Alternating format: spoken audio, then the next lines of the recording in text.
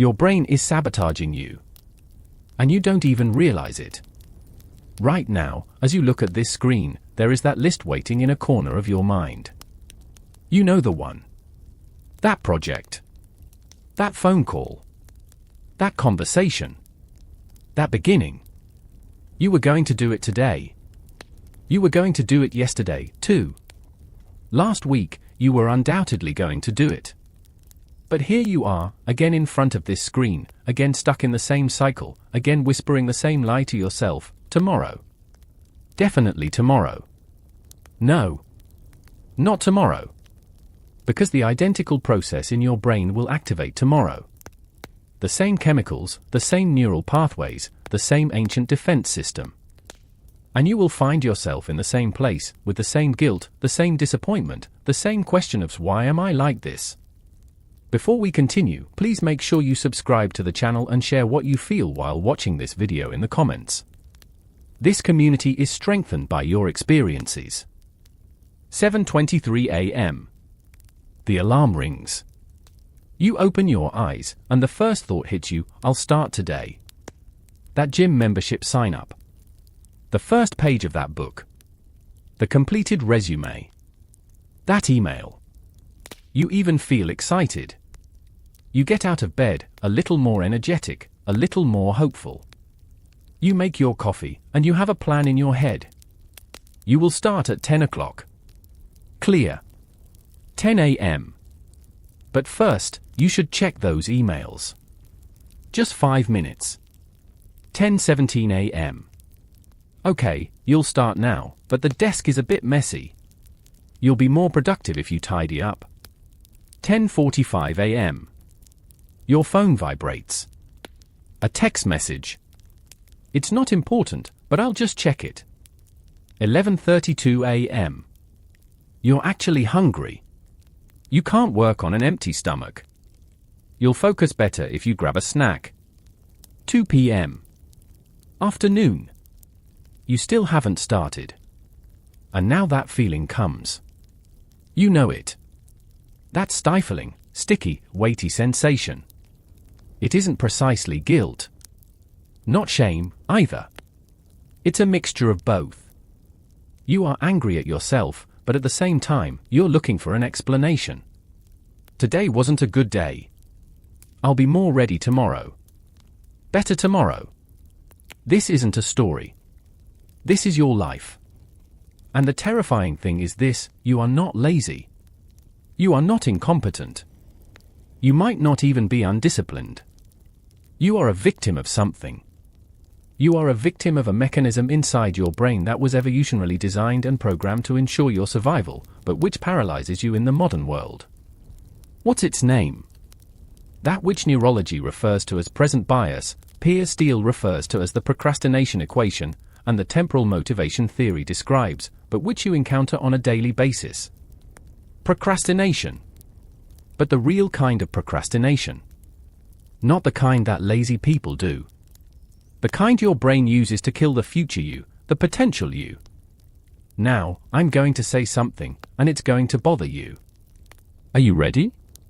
You are not putting off the things you want to start because you don't have time. You are not putting them off because you are tired. You are not putting them off because you are not ready. You are procrastinating because your brain perceives the discomfort you would feel from doing that thing as greater than the discomfort you feel from *not* doing that thing. And your brain, at all costs, using every kind of lie, is trying to protect you from that discomfort. Because for your brain's amygdala, that ancient, reptilian, primitive structure, starting is a threat. It is dangerous. It involves risk. And its sole mission is to keep you safe from danger. But the concept of danger has changed in the modern world. A lion is no longer chasing you across the savannah. Now, danger is something else, the possibility of failure. The risk of looking inadequate. The potential for facing your own disappointment. And these intangible risks are processed by your brain in the same way as actual threats.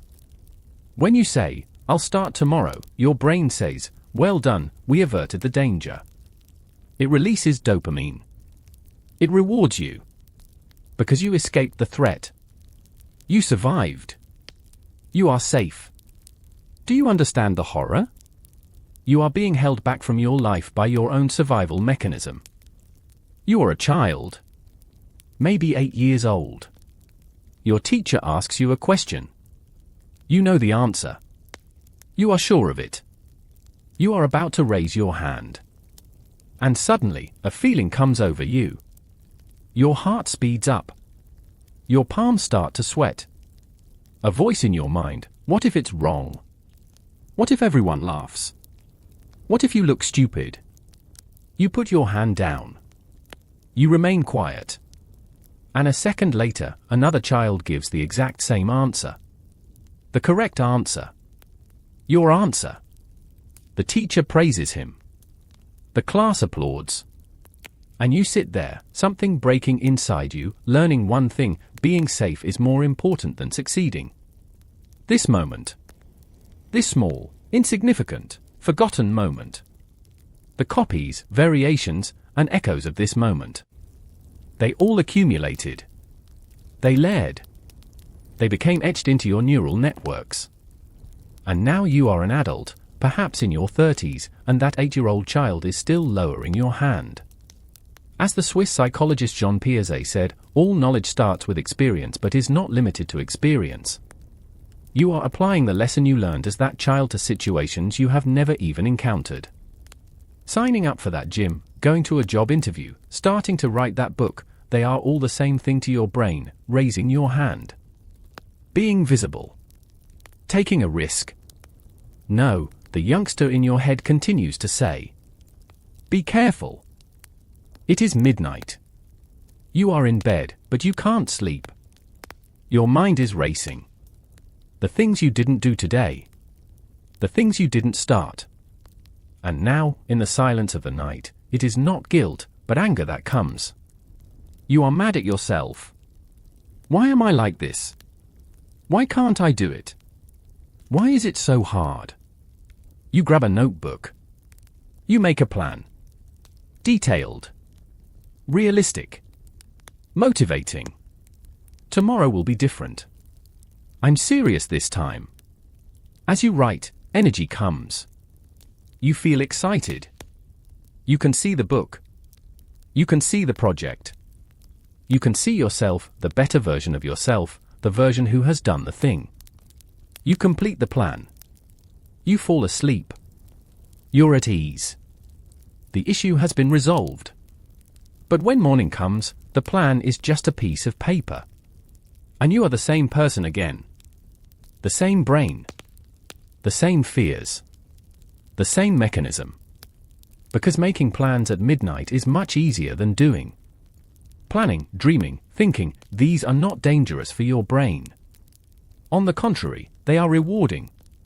Because they give you a sense of control. They give you the illusion that you are changing your future. Without doing anything. Psychologists call this the intention-action gap. Research shows that 80% of people set New Year's resolutions. And 92% of them fail to achieve those goals.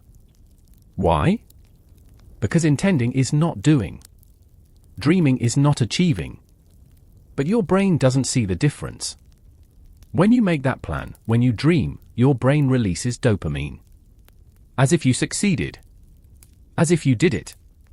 That is why planning is addictive. That is why you are constantly looking for new beginnings. Monday. The new month.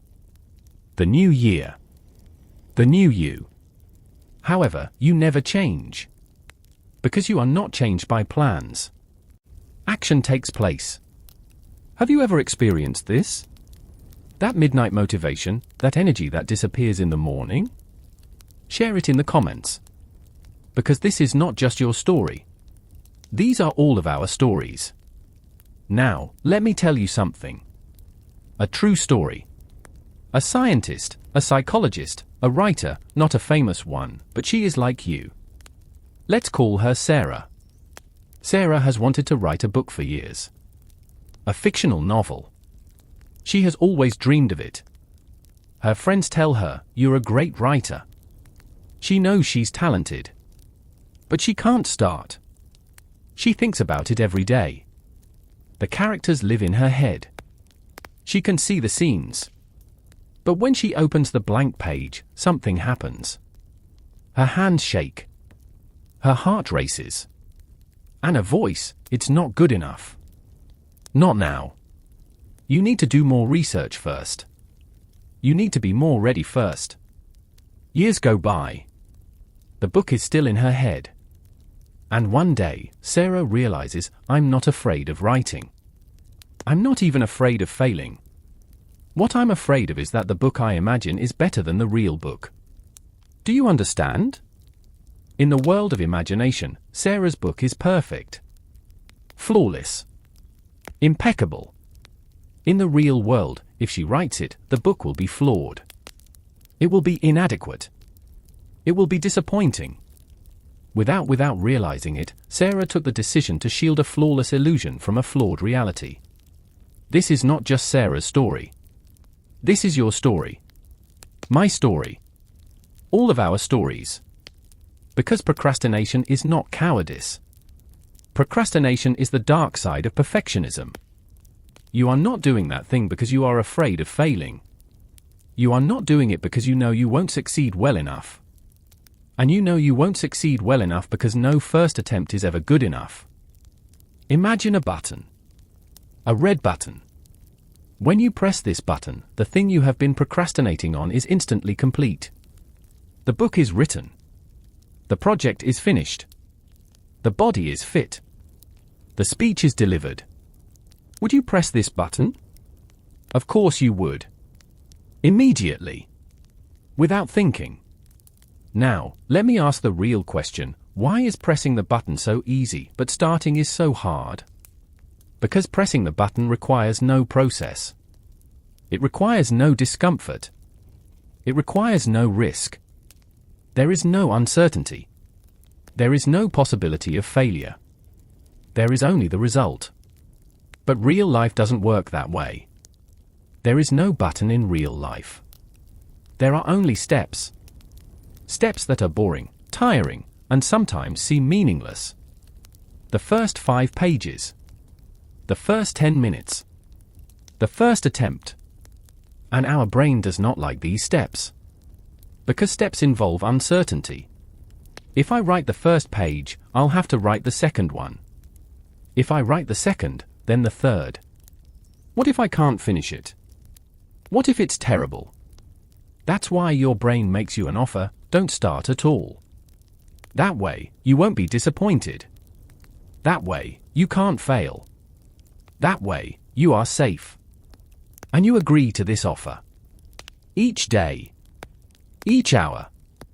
Each time you use the word of tomorrow. Neuroscientists call this amygdala hijacking. The amygdala, your fear center, takes over your prefrontal cortex, your decision-making center. Your logic, your plans, your intentions, none of it matters. Because fear is faster than logic. Fear is evolutionarily prioritized. In 1967, psychologist Walter Miskell conducted the famous marshmallow experiment. He gave children 1 marshmallow and said, "If you can wait 15 minutes, I will give you 2 marshmallows." Some children waited. Some couldn't. Years later, they tracked those children. The ones who could wait, the ones who could delay gratification, were more successful. Better grades. Healthier relationships. Happier lives. But no one tells the rest of the story. Those children were not born with strong willpower. They used a technique. They didn't stare at the marshmallow. They distracted themselves. They diverted their attention. Success is not a matter of strong willpower. Success is a matter of attention management. Right now, you are probably thinking, "Okay, I get it. But how do I start? Give me the technique, give me the strategy, give me the solution." Stop. You are not ready yet. Because before the technique, you need to understand one thing. You need to accept one thing. You need to feel one thing. Your brain is lying to you. You are not ready. You are tired. You don't have time. The conditions are not right. These are all lies. The truth is, you will never be ready. There will never be perfect conditions. The right moment will never arrive. Because there is no such thing as being ready. You become ready by doing. You become ready by starting. You become ready by doing it poorly, by doing it again, by failing again, by trying again. Think of playing the piano. No one can play the piano on the first day. But everyone can play the first note on the first day. A single note. That note sounds terrible. It is wrong. It is inadequate. But that note is the beginning. And the beginning does not start with perfection, it starts with facing the reality. So now, allow me to ask, why don't you want to start? Really? Tell me the deep, dark truth. If not for anyone else, then for yourself, in this silence, where no one will hear, tell the truth. You are afraid. Of failing? No. Deeper. You are afraid because you might succeed. And if you succeed, then you will have no more excuses. Then you cannot say, I can't do it. Then, it is not your problem, not the world's problem, not the circumstances' problem. Then, the responsibility is yours. And accountability is a nightmare. Since freedom entails accountability. The heaviest chain is freedom. The philosopher Jean-Paul Sartre said, man is condemned to be free. Condemned. Because freedom means choice. And choice means risk. And risk means loss.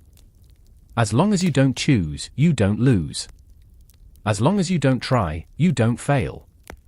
As long as you don't start, you don't have to finish. But at the same time, as long as you don't start, you don't live. Harvard University. A group of psychologists starts a comprehensive study on procrastination. They follow hundreds of students for years. And they discover something surprising. The procrastinators are not more unhappy. Not initially. In the first weeks, the first months, the procrastinators are actually happier. Less stressed. More relaxed. But as time progresses, something changes. Procrastination starts to accumulate like a small debt. With every tomorrow, you add a weight to your back. And one day, that weight becomes unbearable. The conclusion of the research is this: procrastinators are happier in the short term but much more unhappy in the long term. Much more stressed. Much more regretful. And here is the most painful part, that regret is not I wish I had finished it. That regret is I wish I had started it. Because not being able to finish is sad. But not starting is tragic. Imagine you have a grandfather. He's old. In the final years of his life. And he looks at you with something in his eyes, not regret, but sorrow, and he says, I always wanted to write a book. I never started. Now it's too late. You will be that grandfather. 30 years from now. 60 years from now. And you will look at the thing you procrastinated on, that project, that conversation, that dream, and you will say, I wish I had started. But right now, this minute, it is not too late. You can still start. You can still take that first step. You can still break that tomorrow cycle. But not tomorrow. Today. No, not tonight. Now. Okay. I have talked enough. I have explained enough. Now, I will give you my word, I will tell you the way to end procrastination, to start, and to break that cycle. But first, a confession: there is no magic formula. There is no easy method. There are no cheap tactics like do this one thing and your life will change. What does exist is this: understanding the mechanism. Understanding your brain. And with that understanding, taking small, boring, seemingly insignificant, but life-changing steps. Are you ready? Then let's begin. First principle, the 2-minute rule. You can't start something because your brain sees that thing as a giant mountain. Write a book, what does that mean? 300 pages.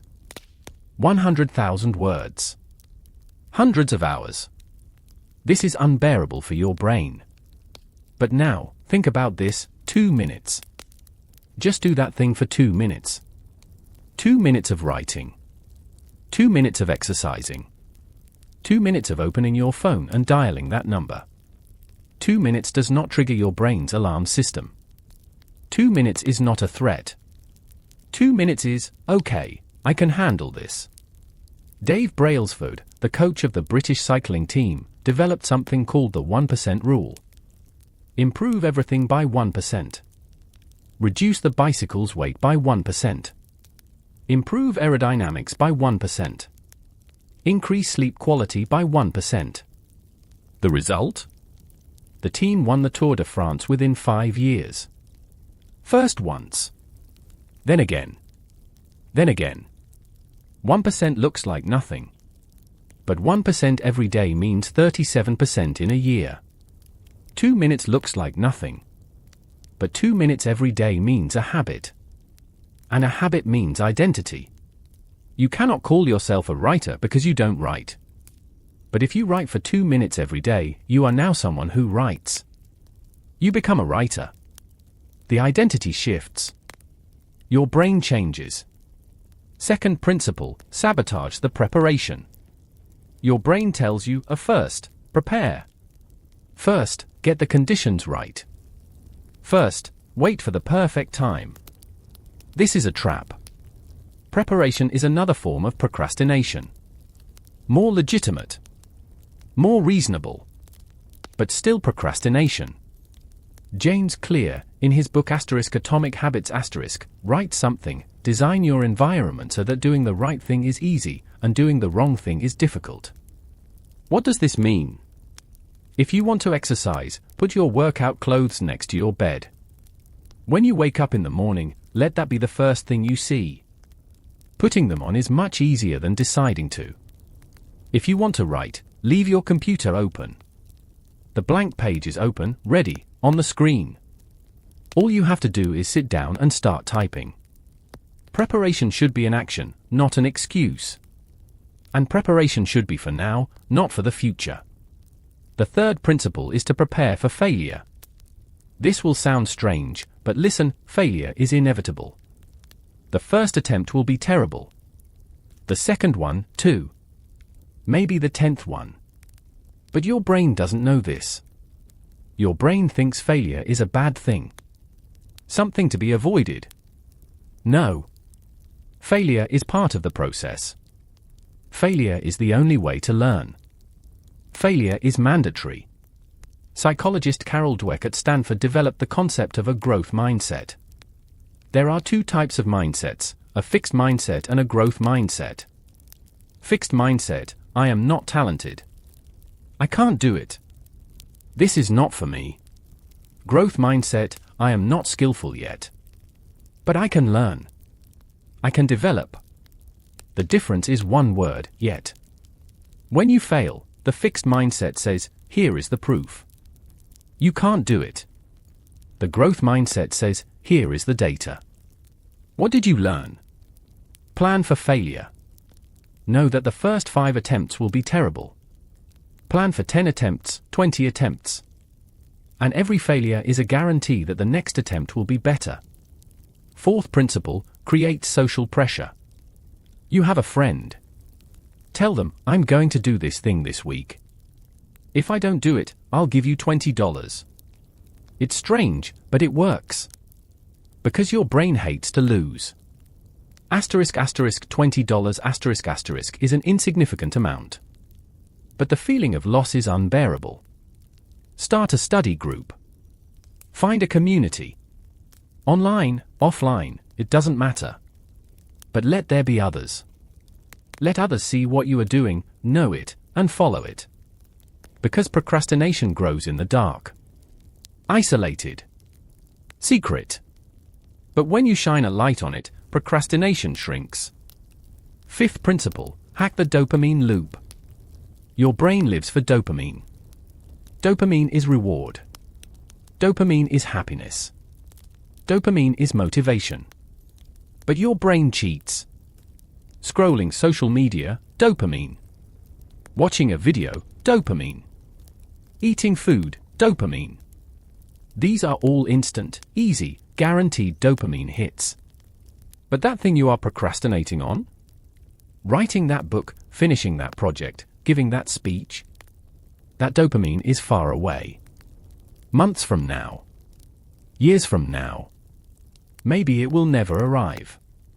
And your brain chooses the small reward nearby, not the big reward in the distance. Every single time. So what will you do?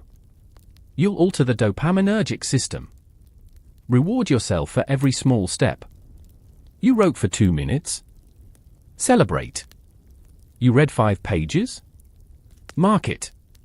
You wrote the first sentence. Acknowledge it by praising yourself. They see it in brain scans. When a person achieves something, no matter how small, dopamine is released. And that dopamine makes the next step easier. They call this gamification.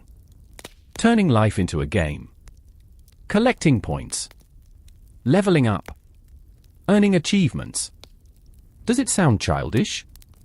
Maybe. But it works. Because your brain, evolutionarily, loves games. Games are a learning mechanism. Games are a practice for survival. Get a calendar. Every day you do that thing, put a big X on it. Then try not to break the chain. Jerry Seinfeld used this method. He wrote a new joke every day. And he didn't want to break the chain. Simple. Ordinary. But powerful. Now, let me share a secret with you. A truth that no one tells. Motivation gurus don't preach it. Self-help books can't write it. But this is the most important truth. Starting does not require motivation. Starting requires action. And action creates motivation. Let me repeat what you just read. Motivation does not create action. Action creates motivation. You think, I will start when I'm motivated. No. You will be motivated when you start. Why? Because the brain works according to momentum. The law of physics, an object in motion wants to stay in motion. An object at rest wants to stay at rest. As you sit in that chair, getting up is very hard. But once you're up, moving is easy. The first step is the hardest. The second step is easier. The 10th step is almost automatic. Think of riding a bicycle. Starting is difficult to balance. Pedaling is challenging. But as you gain speed, everything becomes easier. Balance comes. Fluidity comes. The first law of the famous physicist Isaac Newton: an object at rest stays at rest, and an object in motion stays in motion with the same speed and in the same direction unless acted upon by an unbalanced force. You are that object. And the first force is your action. 6th principle, kill the word perfect. Perfectionism is not success. Perfectionism is another form of fear. Another procrastination tactic. I won't start until it's perfect. I won't share it until it's perfect. I won't show it until it's perfect. But there is no such thing as perfect. There never was. There never will be. Leonardo da Vinci never considered the Mona Lisa finished. Mozart was constantly revising his works. Hemingway said, all first drafts are shit. Great artists, writers, and thinkers, they all produce terrible work. The difference is, they published it anyway. They kept going anyway. They did the next thing anyway. Success does not come from perfection. Success comes from volume. Producing. Trying. Failing. Trying again. Have you heard of the ceramics class experiment? A teacher divides the class into 2 groups. He tells one group, your grade will be determined by the quality of the pieces you produce. He tells the other group, your grade will be determined by the quantity of the pieces you produce. What happens at the end of the semester? The quantity group produces better work. Why? Because they weren't afraid to try. They were constantly doing, learning, and improving. The quality group gets stuck on a single piece. They plan. They think. But they don't produce. The message is clear, do it. Let it be terrible. Then do it again. Now, let me share a secret with you. A truth that no one tells. Motivation gurus don't preach it. Self-help books can't write it. But this is the most important truth. Starting does not require motivation. Starting requires action. And action creates motivation. Let me repeat what you read: motivation does not create action. Action creates motivation. You think, I will start when I'm motivated. No. You will be motivated when you start. Why? Because the brain works according to momentum. The law of physics: an object in motion wants to stay in motion. An object at rest wants to stay at rest. As you sit on that sofa, getting up is very hard. But once you're up, moving is easy. The first step is the hardest. The second step is easier. The 10th step is almost automatic. Think of riding a bike. When starting, establishing balance is very difficult. Pedaling is challenging. But as you gain speed, everything gets easier. Balance comes. Fluidity comes. The famous physicist Isaac Newton's first law: an object at rest stays at rest, and an object in motion stays in motion with the same speed and in the same direction unless acted upon by an unbalanced force. You are that object. And the first force is your action. 6th principle: kill the word perfect. Perfectionism is not success. Perfectionism is another form of fear. Another procrastination tactic. I won't start until it's perfect. I won't share it until it's perfect.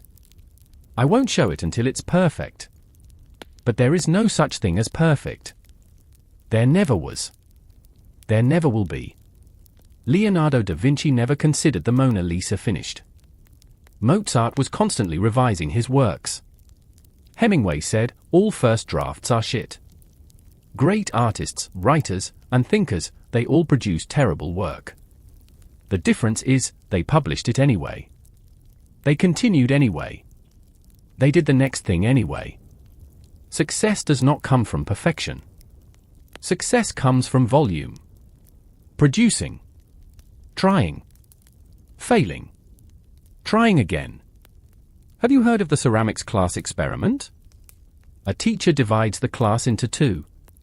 He tells one group, your grade will be determined by the quality of the pieces you produce. He tells the other group, your grade will be determined by the quantity of the pieces you produce. What happens at the end of the term? The quantity group produces better work. Why? Because they are not afraid to try. They are constantly doing, learning, and improving. The quality group gets stuck on a single piece. They plan. They think. But they don't produce. The message is clear, do it. Let it be terrible. Then do it again. 7th principle, hack the habit loop. Samuel Beckett wrote his famous play, Waiting for Godot. There is a sentence in it that summarizes the tragedy of humanity. Habit is a great deadener. But what Beckett didn't say is this: habit is also a great creator. Bad habits kill you. Good habits sustain you. You wake up every morning and look at your phone, that's a habit. Is it good? No. But can it be changed? Yes. Charles Duhigg, in his book The Power of Habit, writes this: every habit has 3 parts. The cue, the routine, and the reward. Looking at your phone, the cue, waking up. The routine, picking up the phone. The reward, dopamine, satisfying curiosity. What will you do to change it? Change the routine. The cue is the same, waking up. But the new routine, reading a book, drinking water, doing a breathing exercise. The reward? Still dopamine, but healthier. Small changes. Huge results. But here is the critical point: change doesn't happen in one day. Change happens in 30 days. 60 days. 90 days. Again, again, again. People ask, how long does it take to form a habit? They say 21 days. They say 30 days. Research shows an average of 66 days. But every person, every habit is different. The time is not important. Consistency is important. Every day, the same thing, at the same time, in the same way. Your brain automates it. It becomes a reflex, not a decision. It's 2:47 a.m. You have a coffee in your hand. You are looking at the screen. That thing you wanted to start a year ago still hasn't been started. That change you promised 6 months ago still hasn't arrived. That plan you made 3 days ago is still just a piece of paper. And now, in this moment, a feeling comes. Not exactly pain. Not anger, either. Fatigue. A deep, bone-weary fatigue. Am I always going to be like this? Will I never be able to change? Stop. Asking these questions is proof of one thing. There is hope. Because stupid people don't ask these questions. Lost people don't ask these questions. You are asking because you still care. You still want it. You still believe, deep down somewhere, that you can change. And you are right. You can change. But change doesn't happen by wishing. Change doesn't even happen by deciding. Change happens with one thing, action. Now I will tell you the hardest truth. Are you ready? Wanting to change is not enough. Knowing you need to change is not enough. Even learning how the change will happen is not enough. Only one thing is enough, changing. But how, will you ask? I just told you how. The techniques. The principles. The strategies. But I can't do it, you say. No. You can. You are just not doing it. The difference is important. I can't do it is a limitation. I'm not doing it is a choice. And you can change your choices. Now I'm going to be a little ruthless. Because a painful truth spoken with love is better than a sweet lie spoken knowingly. You are not starting that thing because you don't really want it. No, you yell. I want it. I want it so much. I just can't do it. Fine. Then a test, if someone held a gun to your head and said, start that task now or I'll pull the trigger, would you start? You would start. Of course you would. So, you can do it. I can't is not the truth. I'm not doing it is the truth. And you're not doing it because the cost seems lower than the benefit. You say, I want to write a book. But what you really mean is, I want to have written a book. Not the process, but the result. Not the journey, but the arrival. But life does not work that way. The destination is just a moment. A photo. A celebration. Then it's over. The journey, however, is everything. Every day. Every step. Every failure. Every learning. You don't like that process. Maybe you can't love it. But you can do it. And while doing it, maybe you'll start to like it. Maybe. 7th principle, reframe the pain. Exercising hurts. Writing is mentally exhausting. Learning something new is full of disappointment. Your brain says, pain is bad. Avoid it. But all growth comes through pain. Muscle grows when it tears. The brain develops when it's challenged. Character is built when it's tested. The ancient Greeks called this eudaimonia. The good life. But eudaimonia is not comfort. Eudaimonia is virtue. Struggle. Purpose. Modern Western culture has taught us this: happiness means comfort. It means being without pain. It means requiring no effort. This is a lie. The biggest lie. True happiness, deep, meaningful, sustainable happiness, comes from overcoming hardship. It comes from achieving something. It comes from surpassing yourself. Mihaly Csikszentmihalyi defines the state of flow. That moment when the thing you are doing is at the perfect level of challenge, neither too easy nor too hard. In that moment, time stops. You forget yourself. You are fully engaged. And those moments are the happiest moments. But to reach those moments, you must accept discomfort. Pain is not the enemy. Pain is the teacher. Imagine a man. He has a good job, a good house, a good family. But every night when he gets into bed, there is a feeling.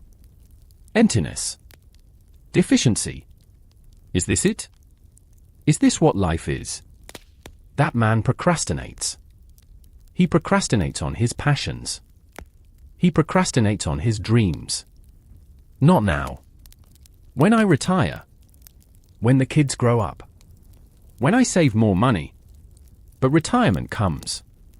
The kids grow up. Money is saved. And the man still doesn't start. Because the real problem is not the lack of time. The real problem is fear. What will that man think on his deathbed? Bronnie Ware, a palliative care nurse, looked after the dying for years. And she wrote a book, The Top 5 Regrets of the Dying. The number 1 regret: I wish I'd had the courage to live a life true to myself, not the life others expected of me. The number 2 regret: I wish I hadn't worked so hard. The number 3 regret: I wish I'd had the courage to express my feelings. Do you see a pattern? They are not all I wish I had finished. They are all I wish I had started. Because not doing is more painful than doing. In the long run. In the deep run. In the final run. As you read this right now, maybe you are thinking, this scares me. Good. You should be scared. But you must move from fear to action. You must not be paralyzed by fear. Fear is a compass. Where there is fear, there is value. There is importance. There is meaning. If the thing you are procrastinating on were insignificant, you wouldn't feel fear. 8th principle: change your identity. I am not a writer. I am not an athlete. I am not that kind of person. These sentences are chains. Chains you put on yourself. As James Clear says, every action is a vote for the type of person you wish to become. Accumulate enough votes, and your identity changes. You don't call yourself a writer because you don't write. But try the opposite, write for 2 minutes every day. After a week, ask yourself, what am I doing? Answer, I am writing. So what am I? The answer slowly begins to change, maybe a writer. Small actions build identity. An identity determines behavior. And behavior shapes the future. It's a cycle. But this time, it's a good cycle. You currently don't believe who you are. Fine. You don't have to believe it. You just have to act like that identity. Behavior creates belief. Not the other way around. An economic crisis. Thousands of people are unemployed. The future is uncertain. Fear is everywhere. But some people started companies during that crisis. They wrote books. They changed careers. Why? Because the crisis created an opportunity. A reason to change. A pressure to start. What does this tell you? Difficulty is not the enemy. Difficulty is the catalyst. You are waiting for perfect conditions. But perfect conditions will never arrive. Even if they did, you wouldn't notice. Because then you would find another excuse. The truth is, the conditions will never be ideal. You will never be ready. The fear will never go away. Your only option is to start in non-ideal conditions, without being ready, and with fear. But what if I fail? You will fail. Probably. On the first attempt. Maybe on the second. Maybe even on the 10th. And then what? Then you will try again. Because failure is not the end. Failure is data.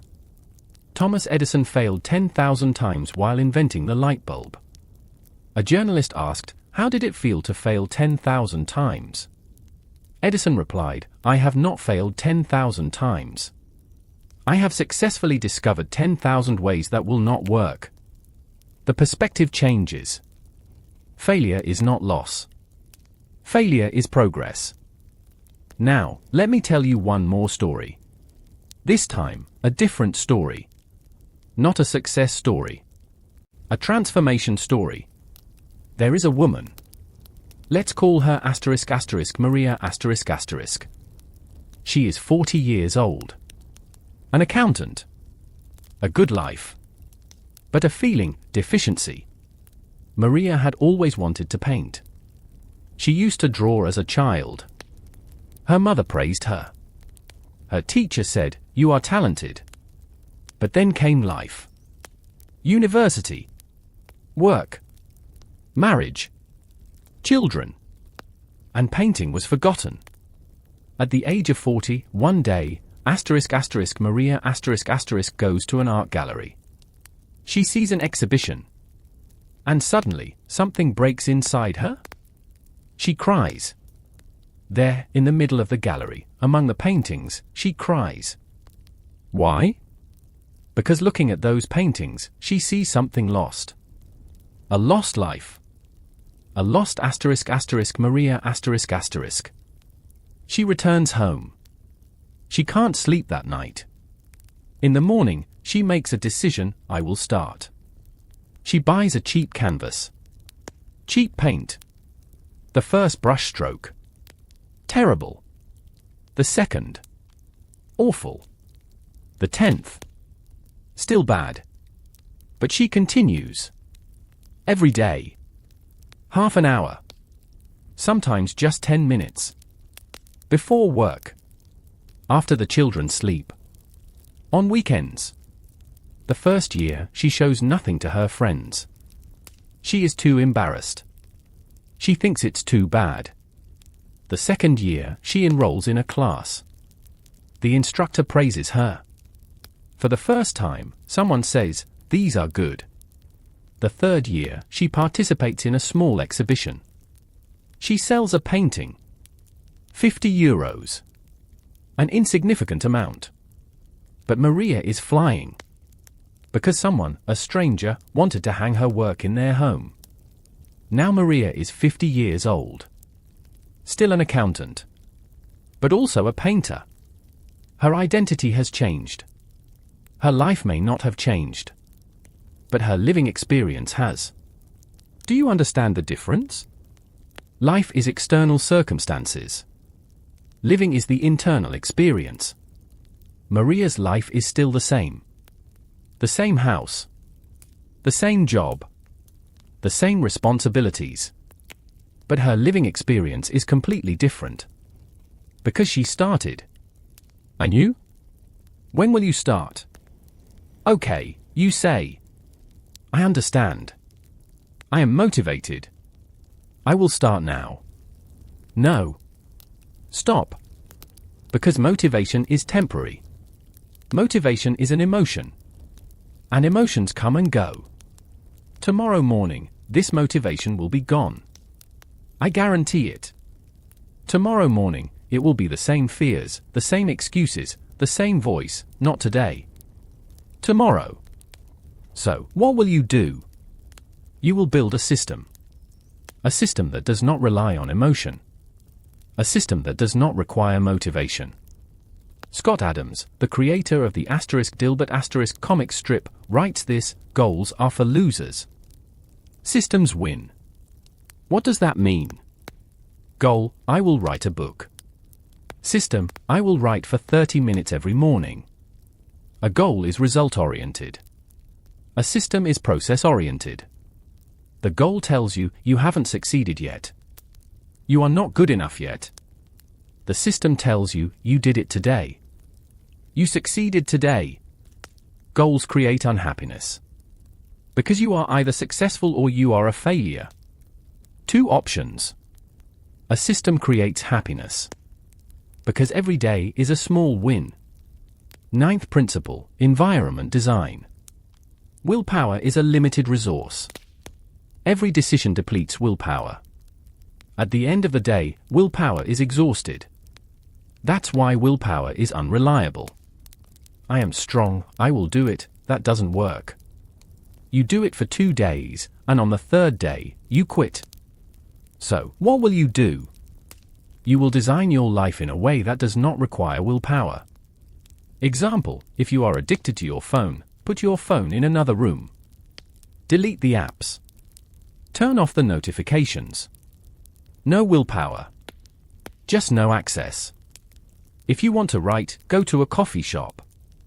Open your computer. Turn off the internet. Sit down. You have nothing else to do. You will either write or sit doing nothing. Writing wins. The environment determines behavior, not willpower. A study in the supermarket, they placed healthy foods at eye level, unhealthy foods on the bottom shelves. The result? People bought 50% more healthy food. Did willpower change? No. The environment changed. Don't try to change yourself. Change your environment. 10th principle, minuscule wins, tiny habits. B.J. Fogg, a behavioral scientist at Stanford, developed the tiny habits system. The principle is simple: make habits so small that it is impossible to fail. You want to do 2 push-ups? 2 push-ups is hard. But 1 push-up? Everyone can do 1 push-up. But what does 1 push-up change, you ask? 1 push-up changes nothing. But a person who does 1 push-up every day changes their identity. I am someone who exercises. And a person who does 1 push-up does 2 push-ups. A person who does 2 does 5. A person who does 5 does 10. A year later, that person is doing 100 push-ups. And they still say, I was just doing 1 push-up. Momentum. Compound interest. Small, continuous improvements.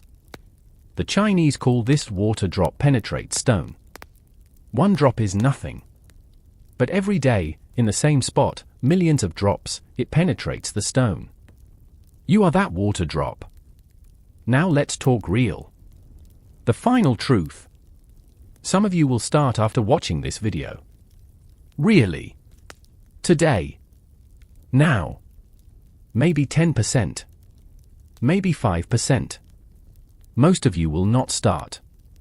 You will be motivated. You will say, yes, great video. You will say, I'm definitely going to do it. But you won't. Why? Because knowledge is not enough. Understanding is not enough. Even intention is not enough. Only one thing is enough: action. An action is a choice. A choice you make right now, this very second. There is a famous saying, the best time to plant a tree was 20 years ago. The second best time is now. You didn't plant it 20 years ago. Maybe not 10 years ago either. Or 5 years ago. Or yesterday. But you can plant it now. Statistics say, let's assume 100 people watched this video. 80 will forget it. 15 will say, I'll do it someday. 4 will try but give up. 1 person. Only 1 person will continue. The question is, are you that 1 person? Because that 1 person is not special. They are not smarter. They are not more disciplined. They are not even luckier. That 1 person simply starts. And continues. Even when the days are bad. Even when the motivation is gone. Even when the results are not visible. That 1 person has a system. They have small steps. And every day, they take those steps. You can be that person. But only if you choose to be. A psychologist, Viktor Frankl, survived the Nazi camps. At Auschwitz. In the darkest hell. He lost his family. He lost everything. But he didn't lose one thing, the freedom to choose. He later wrote, everything can be taken from a man but one thing, the last of the human freedoms, to choose one's attitude in any given set of circumstances, to choose one's own way. You are not in a Nazi camp. You are free. Yet, you are not choosing. Why? Because freedom is terrifying. Freedom means responsibility. And responsibility is heavy. It is easier to be a slave. It is easier to be a victim. It is easier to say, I can't do it, the conditions are not right, I don't have time, I don't have the means. But what is easy is not what is right.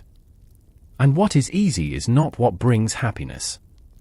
Frankl has another quote, don't aim at success, the more you aim at it and make it a target, the more you are going to miss it. For success, like happiness, must happen, and it only does so as the unintended side effect of one's personal dedication to a cause greater than oneself. That thing you are procrastinating on, that book, that project, that speech, that change, can be your meaning. But only if you start. 11th principle, accountability partner. Success alone is hard. Very hard. Almost impossible. But if there is someone, a friend, a mentor, a group, success becomes possible. Why? Because our brain is designed as a social creature. Being accountable to others is much more powerful than being accountable to ourselves. If you make a promise to yourself, you easily break it. What if I skip one day? But if you make a promise to someone else, it's different. Because you disappoint not only yourself but also that relationship. Find a friend. Tell them, I'm going to do this thing. I will report back to you every week. Let them tell you what they will do too. Mutual accountability. Or find a community. An online forum. A Facebook group. A Discord server. People are on the same path. Supporting each other. Inspiring each other. Because walking alone is exhausting. But walking with someone is an adventure. 12th principle, visualization, but the different way. Visualize success, say the motivation gurus. See yourself at the top. But research shows this doesn't work. It even backfires. Why? Because your brain mistakes the fantasy for reality. It releases dopamine. It gives you the feeling of I succeeded. But in reality, you did nothing. So, what is the right visualization? Visualize the process, not the outcome. See yourself working, not succeeding. See yourself writing. See yourself sweating. See yourself struggling. And most importantly, visualize the obstacles. What difficulties will I face? How will I feel? What will I do? This is called mental contrasting. You see both the goal and the obstacle. And you plan ahead. If this happens, then I will do this. Example, if I don't have motivation in the morning, I will still write. Because it doesn't require motivation. It requires a system. This kind of visualization increases the success rate by 40%. Now, for a moment, close your eyes. No, really. Close them. Imagine 1 year from now. 1 year has passed. 365 days gone by. There are 2 scenarios. Scenario 1, you are still in the same place. The same procrastinations. The same excuses. The same I'll start tomorrow. That thing is still undone. That dream is still distant. And you have aged 1 more year. But you haven't developed 1 more year. How do you feel? Regret. Disappointment. Anger. I wasted a year. Scenario 2, you started. That day. Today. And you continued. Maybe not every day. But most days. Small steps. 2 minutes. 5 minutes. Sometimes 10 minutes. And now, 1 year later, you look back. You have written half the book. Or all of it. You finished the project. Your body has changed. You gave the speech. How do you feel? Pride. Self-confidence. I did it.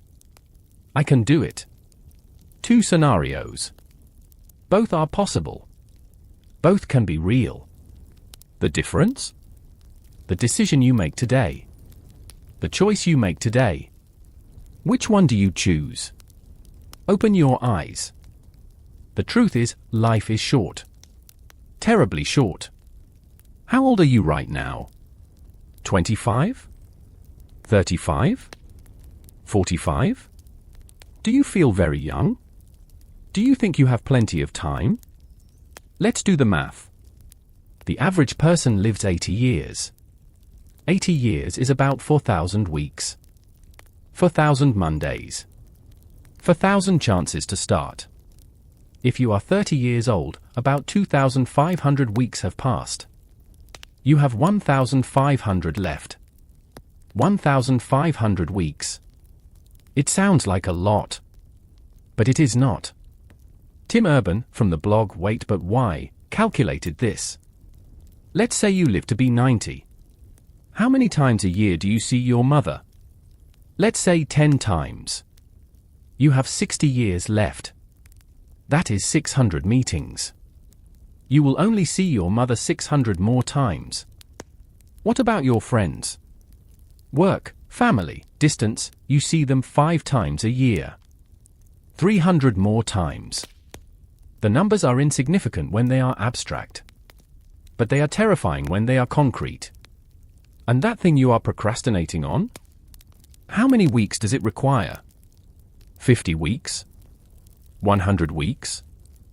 How many batches of 50 weeks do you have in your life? 30? 20? And you are spending those weeks. Tomorrow. Next week. Next month. But those weeks do not come back. Oliver Burkeman, in his book 4,000 Weeks, writes, time management is an illusion. You cannot manage time. You can only make choices. Which of the 4,000 weeks? What will you spend them on? You, right now, are spending a week. On what? On procrastinating? Or on living? Share in the comments, how old are you, and how many weeks do you have left? How does this reality make you feel? Another video next week. You will read another article. You will listen to another podcast. Motivation. Inspiration. Knowledge. But when will you start? Because accumulating knowledge is behaving like an excuse.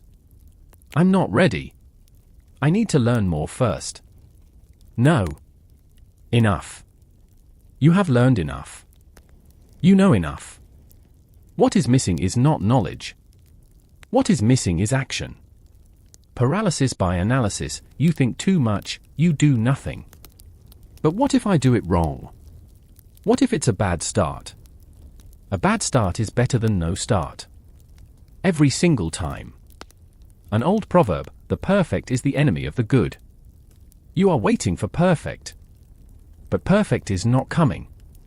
And you are doing nothing. Good is enough. Sometimes, even good is not required. Just doing it is enough. One last story.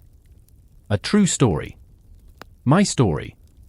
For years, I wanted to write something. Something long. Something meaningful. But I couldn't start. I'm not good enough. Who cares? Who will read it? Then one day, I realized I'm not writing because I can't control the outcome. I don't know if I'll succeed. And that uncertainty was paralyzing me. That day, I made a decision, I won't care about the outcome. I'll just do it. Whether it's good or not, I'll do it. My first writing was terrible. The second one was slightly better. The 10th, readable. The 100th, perhaps good. And now, here I am. Writing to you. Is it perfect? No. But it is real. And real is more valuable than perfect. You could be here too. 1 year from now. 2 years from now. But only if you start today. The 13th principle, that screw it moment. That's the moment you stop planning. You stop being afraid. You stop thinking. And you just do. Screw it, I'm starting. Whether it's good or not. Whether I succeed or not. Even if I fail. But I'm doing it. That moment is liberating. Because you release the outcome. You release the expectations. Only the action remains. Pure, simple action. And action kills fear. Action kills procrastination. Action kills excuses. You need that screw it moment.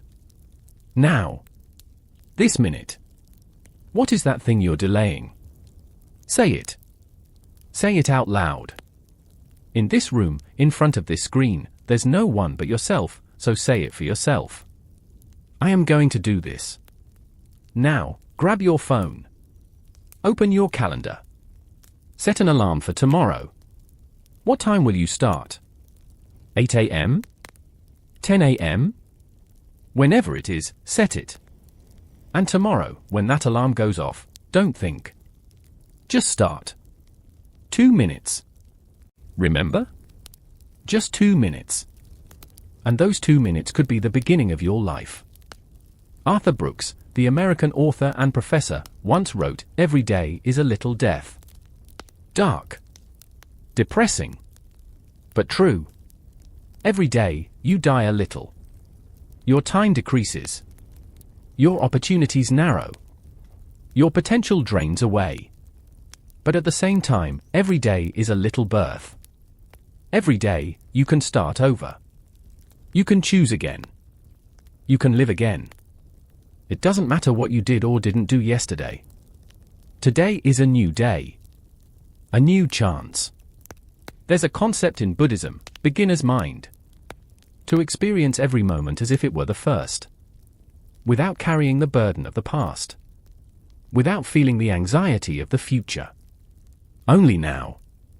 Only this moment. Only this action. You need the beginner's mind. You didn't start yesterday, you forgot. Will you start tomorrow? You don't know. But today, right now, you can start. And that is enough. The final principle, self-compassion. You are too hard on yourself. I am lazy. I am a failure. I am worthless. No. You are human. To be human is to be flawed. It is to struggle. It is to sometimes fail. But to be human is also to have the capacity to change. To have the ability to learn. To have the courage to start over. Brené Brown, an expert on shame and vulnerability, conducts research that intersects with self-compassion. Her findings, and those of others like Kristen Neff, suggest people who are self-compassionate are more successful. Happier. More resilient. Why? Because failure doesn't destroy them. They don't say, "I failed, so I'm bad." They say, "I failed, which means there is something to learn." Don't be your own enemy. Be your own friend. Be your own mentor. If a friend came to you and said, "I can't start, I can't do it," what would you say? Would you say, "You're trash, you can't accomplish anything"? No. You would say, "I understand. It's hard. But you can do it. Start small. Take one step. I'm here for you." So why don't you say the same thing to yourself? Stand in front of a mirror. Look at yourself. And say, "You can do this. It will be hard. But I'm here for you. I believe in you." Does it sound childish? Maybe. But it works. Because your brain hears that voice. It believes that voice. And belief creates reality. Now, we come to the final part. Not an ending. A transformation. Imagine this 5 years from now. You did the thing. You wrote the book. You finished the project. You achieved the change. And someone asks you, how did you do it? What was the secret? What will you say? There was no secret. I just started. And I kept going. There were bad days. There were moments I wanted to quit. But I kept going. Because every single day, a small step turns into a huge journey. That person is impressed. You are strong. I can't do that. And you laugh. I wasn't strong. I just started. And starting changed everything. Because you learned this truth, strength doesn't come before you start. Strength comes after you start. Action creates strength. Not the other way around. You can be that future you. But only if you take that first step today. William James, the American philosopher and psychologist, once wrote, "The second half of a man's life is made up of nothing but the habits he has accumulated during the first half." What does that mean? In your youth, everything is possible. Every path is open. But you don't choose. You procrastinate. There is time. And then, one day, midlife arrives. Half your life is over. And you realize, there is no time. There are no more infinite paths. There are no more boundless possibilities. But this is not a tragedy. This is liberation. Because now, you are forced to choose. You are forced to focus.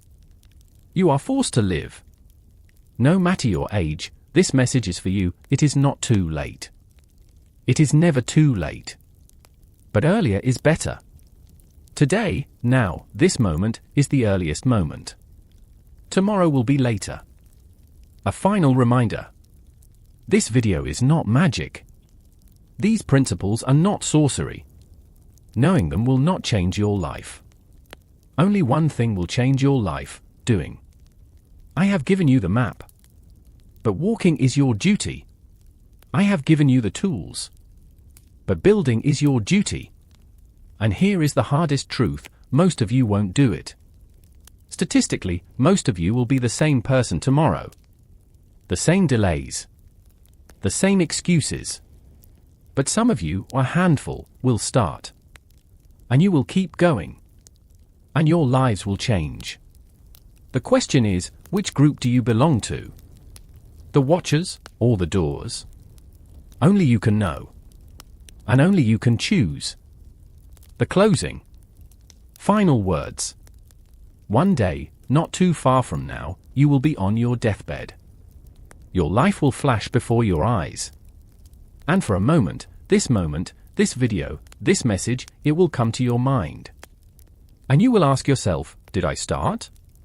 Or did I just think about it? In that moment, what answer do you want to give? I started. I was scared, but I started.